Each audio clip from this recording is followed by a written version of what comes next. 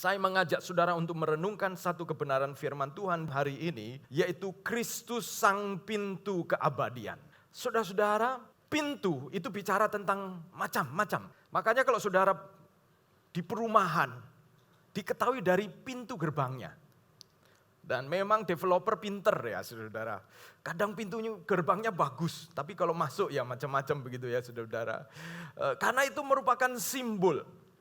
Bayangkan kalau sebuah mall dibangun begitu luar biasa, atau saudara membangun rumah, tapi saudara lupa buat pintunya. Gimana saudara? Saudara nggak punya akses ke rumah itu. Pintu itu menarik ya saudara. Ya memang ada pintu-pintu yang gede, tapi paling besar ya kurang lebih pintunya yang cukup untuk kita masuk. Tetapi melalui pintu itu, semua yang ada di dalam rumah, itu kita bisa akses. Jadi pintu ini, Yesus ini, saya kagum dengan Yesus karena Yesus memperkenalkan dirinya sebagai pintu, saudara-saudara. Berapa banyak di antara saudara memperkenalkan diri? Nama saya Agustinus Dermawan. Oke. Pak, Bapak pekerjaannya apa? Sebagai pintu. Yesus memperkenalkan diri sebagai akulah pintu. Wow. Dan ini luar biasa. Saudara-saudara, kenapa? Karena Yesus di dalam Yohanes pasal 10 memperkenalkan dirinya sebagai pintu, dan dia ini salah satu metafora, kiasan yang dipakai oleh Yesus yang memperkenalkan dirinya, menggabungkan dua hal, yaitu sebagai gembala dan sebagai pintu jadi satu, saudara-saudara. Dan ini hanya ada di timur dekat kuno atau di daerah Tuhan Yesus pada waktu itu. Saudara-saudara, bicara tentang pintu, pintu adalah sebuah kesempatan. Pintu, saudara-saudara, yang kalau pernah pergi beberapa lamanya ke luar kota, lalu pulang ke rumah, begitu buka pintu, rasanya apa Bapak Ibu sekalian? Lega, betul ya? Begitu buka pintu, kelek gitu, at home gitu, rasa ada di rumah. Coba kalau sudah capek-capek, kuncinya lupa, saudara nggak bisa buka pintu. Tetap walaupun di depan rumah halaman sendiri, saudara belum rasa at home, betul ya? Saudara belum rasa seperti ada di rumah, malah emosi saudara. Karena nggak bisa masuk rumah. Pernah nggak saudara sudah sampai di situ ternyata kunci ketinggalan. Jadi pintu ini bukan lucu, luar biasa, unik. Saudara bisa gereja ini merasa saudara ini rumah saudara. Tapi sebelum saudara masuk pintu, saudara tidak kerasan saudara. Saudara di luar pintu, saudara tetap rasa belum ada di rumah. Kenapa? Karena ada pintu. Pintu itu sederhana, tetapi ternyata punya makna, punya arti yang luar biasa, saudara-saudara. Nah, kita belajar tentang Yesus, keunggulan Yesus. Yesus diperkenalkan, Yesus memperkenalkan dirinya sebagai pintu. Dulu ada lagu lama. Itu lagunya siapa ya? Steve Green namanya ya. Dia bukan pintu, tetapi dia bicara tentang jalan. God will make a way. Oh bukan, ini Don Moon kali ya. Itu Don Moon ya. Dia buka jalan saat tiada jalan. Dia bekerja di jalan yang tak terlihat oleh kita, gitu ya. Dan saudara-saudara, itu jalan juga sama dengan pintu, karena Yesus memperkenalkan dirinya juga di dalam Yohanes pasal 4 sebagai jalan, Yohanes pasal 10 sebagai pintu. Saudara-saudara, sebelum saya bicara tentang Yesus sebagai pintu, saya mengajak kita membuka di dalam Yohanes pasal yang ke-10 ayat 7 sampai yang ke-10. Yohanes 10 ayat 7 sampai 10, demikian bunyi firman Tuhan. Maka kata Yesus sekali lagi, aku berkata kepadamu, sesungguhnya akulah pintu ke domba-domba itu. Semua orang yang datang sebelum aku adalah pencuri dan perampok. Dan domba-domba itu tidak mendengarkan mereka. Akulah pintu. Barang siapa masuk melalui aku, ia akan selamat. Dan ia akan masuk dan keluar dan menemukan padang rumput. Pencuri datang hanya untuk mencuri dan membunuh dan membinasakan. Aku datang supaya mereka mempunyai hidup dan mempunyainya dalam segala kelimpahan. Saudara, kalau saya ingin jelaskan kepada kita tentang apa yang dimaksud oleh Tuhan Yesus dengan mengatakan aku adalah pintu, kita akan lebih paham kalau mengerti apa yang Yesus sampaikan dalam konteks di sana. Saya minta ditunjukkan gambar kandang. Kandang pada waktu itu, saudara-saudara. Mereka para gembala ini ketika membawa domba-domba, mereka membangun kandang dari batu-batu yang disusun. Dan domba-domba akan masuk hanya one gate system. Perhatikan di situ. Ada pintu dan itu satu. Pintunya hanya satu. Dan tidak ada jalan keluar atau masuk dari pintu yang lain selain dari satu pintu ini. Mengapa saudara-saudara? Karena ini yang biasanya dilakukan saudara-saudara. Bahwa para gembala itu hafal masing-masing dombanya. Dan ketika mereka pagi hari domba itu dibawa keluar itu selalu dicek. Makanya Yesus bercerita atau memberikan perumpamaan dalam Lukas 15 tentang apabila ada 100 ekor domba. Jadi mereka itu berhitung saudara-saudaraku. Gembala itu tahu berapa jumlah dombanya. Dan kalau satu hilang, apakah dia tidak akan tinggalkan yang 99 dan mencari yang satu? Karena dia kenal. Karena tiap domba itu dikenal karakteristiknya oleh gembala saudara-saudara. Jadi gembala pada waktu itu kenal masing-masing domba dan suara gembala dikenali oleh domba-dombanya. Kalau pagi domba-domba ini keluar pergi ke padang rumput lewat satu pintu itu. Kalau menjelang malam maka domba-domba akan pulang juga lewat pintu yang sama. Dan Yesus memperkenalkan dirinya dengan mengatakan, akulah pintu. Pintu itu cuma satu. Dan pada waktu pintu masuk, dia akan perhatikan domba-domba ini. Dilihat jalannya. Jalannya normal, sehat. Apa kalau pincang, dia tahu. Maka domba yang sakit dia akan obati. Dan kalau malam, gembala itu tidurnya tepat di pintu itu, saudara perhatikan. Jadi gembala itu di pintu itu dia bersandar. Itu sebabnya Yesus berkata, akulah pintu. Karena maksudnya Yesus jadi gembala sekaligus berada di pintu itu. Jadi Yesus bukan pintu yang pasif, tetapi pintu yang aktif karena melaluinya Yesus juga memastikan domba-domba akan masuk dan aman dan keluar pada waktu mencari padang rumput juga akan keluar menemukan padang rumput. Jadi ketika Yesus berbicara, akulah pintu. Yesus berbicara tentang satu jalan di mana Yesus itu memastikan domba-dombanya adalah domba-domba yang dia kenal. Kristus adalah pintu masuk kepada keselamatan. Saudara-saudara, di dalam Yohanes pasal 10 tadi dikatakan, aku berkata kepadamu sesungguhnya akulah pintu ke domba-domba itu. Semua orang yang datang sebelum aku adalah pencuri dan perampok. Domba-domba itu tidak mendengar mereka. Akulah pintu, barang siapa masuk ke pintu itu, dia akan selamat. Pintu itu adalah pintu yang membawa kepada keselamatan. Kristus adalah pintu yang membawa kepada keselamatan. Seperti gambar dari kandang itu, pintunya hanya satu. Yesus seolah-olah ingin mengatakan kepada saudara dan saya, akulah satu-satunya pintu yang membawa keselamatan. Dan saudara bicara tentang keselamatan.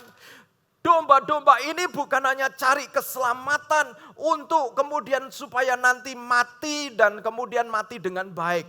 Keselamatan itu bukan hanya bicara tentang nanti. Keselamatan bicara tentang hari ini. Keselamatan berbicara tentang apa yang Tuhan akan saudara dan saya terima. Tuhan berikan kepada kita hari ini. Keselamatan itu di dalam Alkitab, keselamatan itu bukan bicara tentang nanti surga. Tetapi keselamatan itu sudah terjadi hari ini. Sudah terjadi saat kita mengenal Tuhan, menerima Tuhan. Saudara-saudara, perhatikan. Berapa banyak di antara kita yang salah masuk pintu? Pernahkah saudara salah masuk pintu? Salah mengambil keputusan. Mengambil keputusan. Dan ketika entah dalam pekerjaan, dalam banyak hal. Salah mengambil keputusan seperti saudara salah masuk pintu. Dan ketika salah masuk pintu, kita usaha untuk cari jalan keluar. Untuk bisa menemukan pintu yang benar, saudara-saudara. Dan Yesus memperkenalkan diri. Akulah pintu. Barang siapa melalui aku, ia akan selamat. Yesus tidak sedang hanya menawarkan pintu ke surga saja. Tapi Yesus juga menawarkan pintu jalan keluar. Ketika saudara salah mengambil jalan, salah masuk ke pintu. Kadang-kadang kita ingin segala sesuatu kita tahu baru kita ambil keputusan. Tapi pengetahuan manusia terbatas, bukan? Di awal tahun 2024, kira-kira saudara untuk tahun 2024 ini, harapan apa yang Bapak Ibu saudara-saudara miliki untuk tahun 2024? Untuk pekerjaan, untuk anak-anak, untuk masa depan kita. Kadang-kadang kita bingung, banyak pintu di depan kita. Dan kita tahu Yesus adalah pintu keselamatan, tapi kita tidak aplikasikan. Kita hanya aplikasikan untuk perkara rohani. Padahal Yesus mengatakan, akulah pintu, berbicara kepada domba-domba. Di mana domba-domba ketika malam perlu keamanan, perlu proteksi, perlu rasa aman, itu masuk ke kandang lewat pintu yang sama. Tetapi pada waktu pagi, domba-domba mau cari makan, cari hidup, saudara-saudara, itu keluar lewat pintu yang sama. Berarti apa ya? Implikasinya, artinya Yesus ketika bicara tentang akulah pintu bukan hanya bicara tentang masuk surga saja. Tetapi Yesus menjadi pintu jalan keluar di dalam kehidupan kita sehari-hari. Seperti domba yang mencari makan setiap hari ketika pergi keluar dari kandang, saudara-saudara. Jadi Yesus berkata, akulah pintu, dia menyediakan keselamatan secara holistik, secara menyeluruh, saudara-saudara. Secara menyeluruh. Berapa waktu yang lalu saya ada kadang-kadang saya ini agak trauma pergi ke luar negeri ya, saudara-saudara ya. Ada pengalaman-pengalaman traumatis pergi ke luar negeri. Dulu sekali saya pernah menghadiri sebuah konferensi di Taiwan, saudara-saudara. Konferensi di Taiwan, dan ketika menghadiri konferensi di Taiwan ini, waktu itu tuan rumah mengatakan, nanti waktu mau pulang ke negara masing-masing kami akan jemput. Saya tinggal di sebuah hotel. Dan kemudian waktu itu karena hanya dijanjikan seperti itu, saya hanya tunggu. Dan waktu saya tunggu gak muncul, saudara-saudara. Saya tunggu di lobi hotel, gak ada yang datang. Wah, saya sudah mulai panik ini. Karena pesawat saya akan beberapa waktu ya. Saya juga nggak bisa telepon karena saya konferensinya hanya mungkin sekitar 4 hari begitu ya saudara. Saya handphone saya waktu itu ya belum seperti sekarang internet begitu rupa. Jadi saudara saya hanya punya kontak-kontak secara in person, ketemu orang, tidak lewat handphone. Jadi saya nggak bisa telepon juga kepada pihak tuan rumah. Akhirnya saya tanya kepada resepsionis, bagaimana pergi ke bandara, cara pergi ke bandara. Lalu dia sampaikan ada 2 cara. Cara yang pertama naik taksi, cara yang kedua naik bus. Kalau mau cepat, pasti naik taksi ya saudara-saudara. Jadi akhirnya oke, kalau naik taksi kemana? Itu di sana ada taksi-taksi mangkal gitu. Dan saudara-saudara, saya tidak bisa bahasa Mandarin, jadi komunikasi dengan orang yang bisa bahasa Inggris aja. Dan akhirnya saya keluar saya temukan ada taksi mangkal gitu. Saya tanya, supir taksinya nggak bisa bahasa Inggris saudara-saudara. Waduh. Saya coba pakai bahasa Tarsan begitu ya saudara. Airport. Oke, airport. Terus how much is it? Lalu kemudian saya lupa berapa tapi kira-kira mungkin sekitar 1.000 won gitu ya. 1.000 won ya, Taiwan gitu ya. Waduh, saya hitung-hitung, waduh uangnya ini gak cukup ini kalau naik taksi. Kemudian saya tanya, naik bus di mana? Seingat saya itu di Taipei, kalau naik bus itu jalurnya di tengah ya saudara. Jadi saya pergi persis nyebrang jalan di tengah itu jalur bus gitu. Hampir kayak busway di Jakarta, tapi bedanya busway di pinggir. Kalau di Taiwan tuh di tengah saudara. Jadi persis saya di halte bus, kemudian dengan pokoknya PD tapi kepepet begitu saudara, saya lihat airport begitu, langsung saya ikut. Kebetulan ada orang-orang Inggris yang juga masuk di situ saudara. Dan dalam hati saya, Tuhan tolong saya. Saya tidak mau ketinggalan pesawat. Karena itu udah mepet saudara, udah mepet. Dan saya berdoa, Tuhan tolong. Ini simple.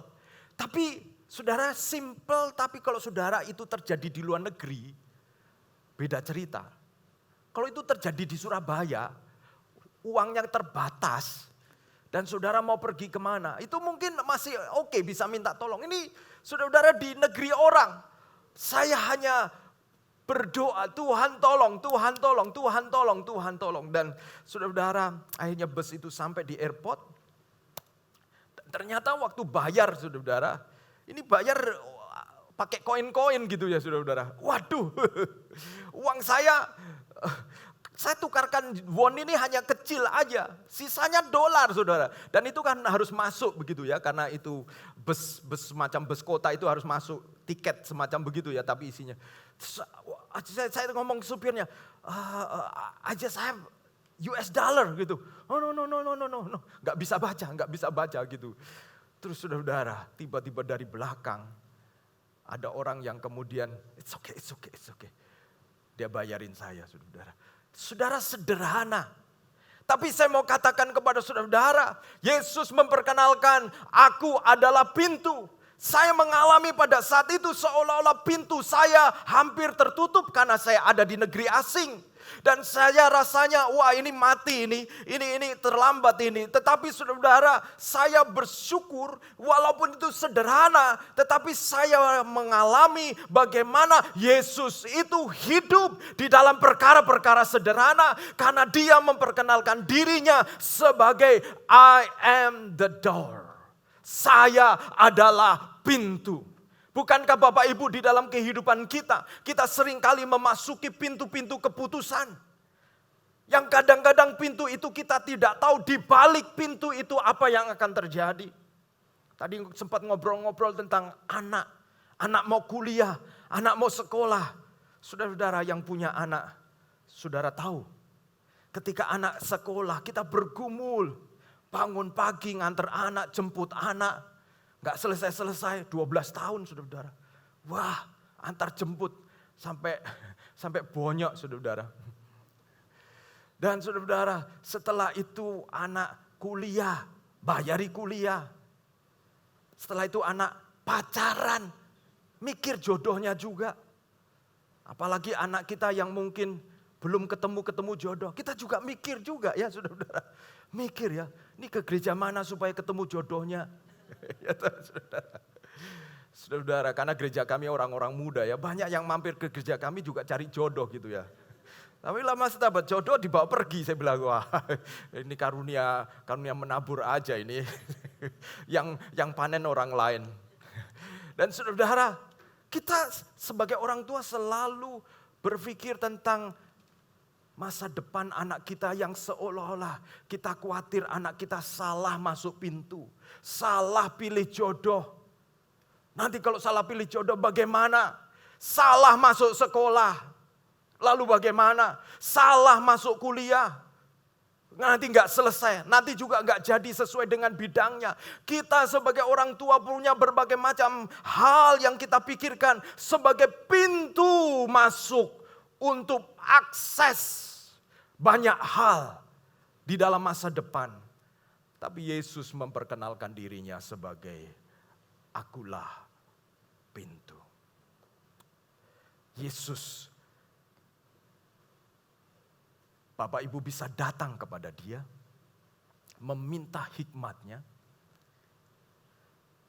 Dan saudara-saudara, Yesus sebagai pintu, sekalipun pintu-pintu lain yang tertutup, tetapi ketika Yesus kita datang kepada dia, dia sanggup membuka pintu baru buat saudara dan saya. Saudara, Alkitab memberitahukan Kisah Rasul pasal 16. Satu kali Paulus dan Silas, mereka begitu semangat menginjil, mereka pergi ke Filipi, ke Makedonia, di mana sebelumnya mereka mau pergi ke tempat yang lain. Kalau saya tidak salah mereka pergi ke Frigia, tetapi Roh Kudus mengatakan kepada Paulus, jangan pergi. Roh Kudus tutup pintu buat Paulus dan Silas untuk pergi ke tempat lain karena mendengar ada jeritan dari Makedonia. Jeritan dari tempat yang lain. Lalu kemudian Petrus dan Silas pergi. Dan ketika pergi salah satunya ke Filipi, saudara-saudara. Pintu terbuka, banyak mujizat terjadi. Tuhan Yesus sebagai pintu menyatakan diri, banyak mujizat. Sampai satu kali tukang tenung wanita merasa itu menjadi saingan. Dan tukang tenung ini punya majikan. Majikannya mendapatkan banyak uang gara-gara tukang tenung, tukang ramal ini. Banyak orang suka dengan perempuan ini karena dia bisa meramal. Saudara-saudara, peramal juga seolah menyediakan pintu buat orang, bukan? Untuk tahu apa yang akan terjadi. Makanya yang belajar Feng Shui kan tahu pintu itu enggak sembarangan, katanya begitu ya. Lihat ini salah pintu ini. Makanya rezekinya kesasar terus. Gak masuk-masuk, saudara-saudara. Pintu, tapi Yesus memperkenalkan dirinya sebagai pintu. Dan ketika Petrus dan Silas pada waktu pelayanan di Filipi, pintu terbuka, mujizat terjadi. Lalu tukang tenung ini mengatakan, inilah hamba Tuhan. Tetapi ketika terus-menerus perempuan itu mengatakan, Paulus tahu bahwa ini di balik ini iblis.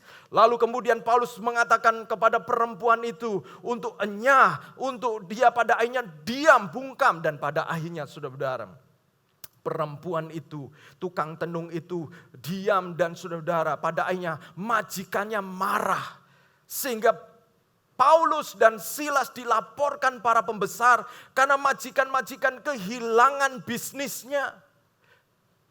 Dan saudara-saudara, apa yang terjadi? Pelayanan Paulus dan Silas yang tadinya terbuka lebar seolah-olah ditutup karena kemudian Paulus Silas ditangkap di pasar, dikatakan dalam Kisah Rasul 16. Ditangkap di pasar dan kemudian diadili. Dan setelah diadili di sana, kemudian mereka disesah, didera dan diputuskan untuk dimasukkan penjara. Karena para pengusaha majikan dari tukang tenung perempuan ini punya duit untuk mempengaruhi para pembesar. Sehingga Paulus dan Silas pelayanannya tertutup seolah-olah. Karena mereka masuk penjara. Pintu tertutup. Tapi sekali lagi Yesus memperkenalkan dirinya. Aku adalah pintu. Justru ketika Paulus dan Silas di penjara, mereka nyanyi, saudara. Mereka memuji Tuhan.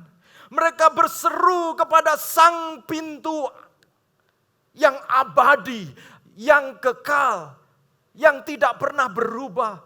Mereka memuji Tuhan. Saya tidak tahu lagunya apa. Tetapi mungkin lagunya lebih dari pemenang dalam segala perkara. Iblis telah dikalahkan oleh kuasa darahnya. Jika Allah di pihak kita, siapa dapat melawan kita lebih. Mungkin Paulus dan Silas sambil tujuk-tujukan. Lebih dari pemenang, haleluya. Kita Terus apa tuh? Saya lebih dari pemenang. Sambil tujuh temannya. Lalu kamu lebih dari pemenang. Kalau ada musik kelihatannya lebih keren. Tapi kalau saudara nyanyi di penjara nggak keren, saudara. Seringkali Tuhan izinkan saudara ada dalam situasi di mana musik-musik ini tidak ada. Dan hanya musik jiwa saudara yang berseru kepada Tuhan. Tetapi pintu Kristus sebagai pintu itu tetap terbuka kepada setiap kita. Amin. Dan ketika mereka nyanyi, saudara, ini luar biasa. Ada gempa sehingga pintu-pintu penjara goyang dan kebuka, saudara. Perhatikan ini. Kristus sebagai pintu sanggup membuka pintu yang bagi manusia pintu itu sudah ditutup, tidak ada jalan. Tapi Kristus sanggup membuat pintu yang kokoh. Bahkan Paulus dan Silas ini diletakkan di penjara paling tengah. Penjagaan paling ketat. Tapi ketika dalam keadaan seperti itu, Kristus menjadi pintu. Entah di penjara tengah, pinggir sekali. Buat Kristus tidak ada masalah. Karena Kristus selalu bisa menjadi kesempatan. Untuk kita mengalami kekekalan. Sebab firman Tuhan mengatakan, barang siapa masuk ke pintu itu, dia akan selamat. Dan apa yang terjadi? Paulus, Silas melihat pintu penjara terbuka. Wow, kira-kira kalau pintu penjara terbuka, nyanyinya apa ya saudara? Sekarang saya sudah bebas. Sekarang saya sudah bebas. Saya bebas oleh darah. Tapi waktu mungkin baru dimasukkan penjara. Kira-kira lagunya apa ya saudara? Ya. Kami perlukan keajaibanmu, gitu ya saudara. Kami butuhkan sentuhan tanganmu. Kadang-kadang kita begitu ya saudara. Kira-kira saudara banyak nyanyi yang lagu mana saudara? Mungkin kayaknya kalau Januari masih lagunya gitu ya. Ya lagunya masih yang dalam segala perkara gitu ya saudara. Tapi coba nanti kira-kira kalau sudah mulai April ya saudara, pertengahan tahun gitu ya, usaha mulai lesu ya saudara. Kita mungkin lagunya mulai biarkanlah ku menyembah diiringi. Ini kalau ini sudah bujuk-bujuk Tuhan ya. Biarkanlah. Saya dulu lagu itu, posisi lagu kok. Biarkanlah. Ya Tuhan itu senang disembah kok. Biarkanlah. Tapi ini kan puisi ya saudara. Tapi saudara, pada akhirnya Tuhan buka pintu untuk Paulus dan Silas. Justru kepala penjara kemudian dilayani karena kepala penjara mengatakan, ini lolos semua ini gimana ini? Aku akan mati ini, aku akan dihukum. Lalu kepala penjara kemudian dengan takut. Paulus, Silas mendekati kepala penjara dan mengatakan, Apa yang kamu inginkan? Gimana caranya supaya aku selamat? Paulus tawarkan pintu yang sama. Yang telah membuka pintu penjara, yaitu Yesus. Paulus berkata, kalau kamu mau selamat, percaya kepada Yesus. Kamu dan seisi keluargamu selamat. Saudara-saudara, kita bisa melihat bahwa pintu yang Yesus perkenalkan bukan hanya bicara tentang pintu surga, di mana saudara akan menikmati pada waktu kekekalan. Tapi pintu itu sejak setelah Yesus naik ke surga, sudah diaplikasikan, diterapkan dalam kehidupan sehari-hari. Tabita atau Dorcas, yang dikenal sebagai wanita yang begitu baik kepada janda-janda. Tapi satu kali dia meninggal dunia, para janda terpukul. Karena begitu kasihnya. Sehingga ketika mereka mendengar Petrus yang sedang dekat dari kota di mana Dorcas dan Tabita ini meninggal. Mereka menyusul, mengirim utusan dan minta Petrus datang. Saudara-saudara, pekerjaan Tuhan tertutup oleh karena matinya tokoh yang luar biasa. Kadang-kadang kita kehilangan tokoh. Orang-orang yang rohani, orang-orang yang sungguh-sungguh, orang-orang yang menjadi andalan. Kadang-kadang kita kehilangan mereka. Saudara-saudara, jangan lupa Kristus mengatakan, akulah pintu. Ketika Petrus datang, maka Tabita atau Dorcas ini, berkatalah Petrus kepada Tabita, bangkit, talitakum.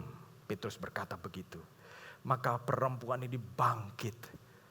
Dan pada akhirnya semua janda-janda menemukan pintu motivasi untuk kembali oleh karena Kristus memperkenalkan dirinya sebagai pintu.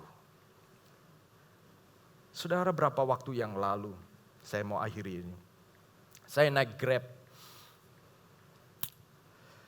Dan ketika saya dari, saya dari Bungurasi, karena saya naik bus dari Malang, naik Grab. Kemudian dengan drivernya ngobrol-ngobrol, driver sudah menikah 4 tahun tapi belum punya anak ya saudara. Dan kemudian di perjalanan saya tanya, kira-kira sudah cek? Oh ya sudah Pak, istri saya baik-baik saja, nggak ada masalah. Saya tanya, istrinya kerja? Oh ya kerja di mana? Di PGS itu ya. Dipercaya oleh majikannya di Bandung tapi dia dipercaya. Oh makanya, jadi dia bekerja mulai pagi sampai sore dan benar-benar padat gitu. Saya tanya, pernah nggak berlibur suami istri? Oh pernah Pak, waktu COVID kami berlibur 1 bulan. Ya kan biasanya begitu, kalau agak susah punya anak harus rekreasi suami istri begitu ya. Lalu Pak kami bahkan 1 bulan, oke. Lalu gimana hasilnya? Enggak ada apa-apa Pak. Oh, tapi ya kami pokoknya ya tawakal aja lah gitu ya. Oke, setelah ngobrol. Kira-kira menjelang masuk Citraland, karena saya tinggal di Citraland, saya tanya, Mas, kalau saya doakan mau? Oh ya Pak, boleh. Saya doakan supaya punya anak ya. Ya. Kenapa saya menawarkan itu saudara-saudara? Karena saya mempercayai Yesus adalah pintu. Buat pasangan ini, pintu seolah mungkin terbuka tapi terbukanya dikit ya saudara-saudara. Dia akhirnya sudah pasrah, dia sudah menjalani pengobatan. Tapi dia mengatakan, ya sudah Pak pokoknya dijalani. Oke, gak apa-apa. It's okay. Hidup dengan bersyukur oke. Tapi kan boleh menawarkan. Dan sampailah di depan rumah saya bilang nanti kalau depan rumah kita berhenti lalu berdoa ya Pak. Kan gak mungkin sambil jalan dia berdoa ya saudara-saudara. Kan dia bukan orang seiman dengan kita. Artinya itu kan kalau sesama Kristen mungkin sambil berdoa melek mata gitu. Gak apa-apa gitu ya. Tapi ini saya sampai di depan rumah dia matikan mesin. Dan saya dari belakang tumpang tangan. Saya bilang ayo kita berdoa. Dan saya berdoa. Saudara, selesai berdoa, Dia lihat rumah saya, lihat nomornya. Pak, kalau saya punya anak. Saya bilang, saya berdoa tahun depan kiranya Tuhan karuniakan. Saudara, saya berdoa karena saya belajar percaya firman, itu saja. Saya enggak merasa berutang apa-apa. Tugas saya berdoa, melaporkan kepada Tuhan. Dan dia ngomong, Pak, kalau tahun depan saya punya anak, saya akan cari rumah Bapak. Dan saya akan datang dengan anak saya.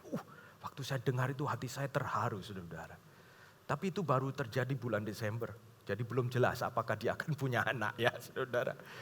Tetapi yang saya ingin sampaikan, karena saya belajar keunggulan Kristus, bahwa Kristus mampu membuka pintu ketika tiada pintu, saudara. Sebab dia sendiri yang mengatakan, akulah pintu. Barang siapa masuk melalui aku, ia akan selamat. Dan ketika ia keluar, dia menemukan padang rumput. Jadi Kristus menawarkan diri bukan hanya untuk nanti masuk pintu surga saja. Tapi selama kita masih hidup di dunia, Kristus mengatakan, akulah pintu. Kiranya Tuhan menolong saudara. Apakah saudara sedang masuk salah pintu? Tidak ada jalan keluar. Kristus mengatakan, akulah pintu. Asalkah saudara sedang membutuhkan pintu-pintu baru, mari datang kepada Tuhan.